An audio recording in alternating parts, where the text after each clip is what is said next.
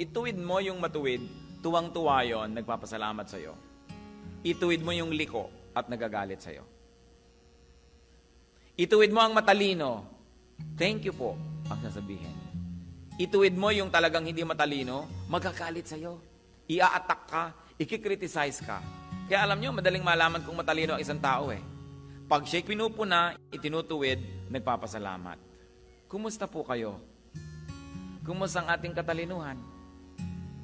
Pag ba sinabi sa'yo ng asawang ang tabang naman ng sinigang, di ikaw magsigang? Anong tawag doon? Hindi matalino.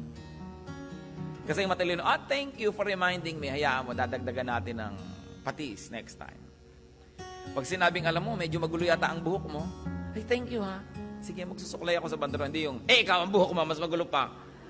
Alam mo, hindi matalino yung taong yon. Tanungin nyo katabi nyo kung matalino siya.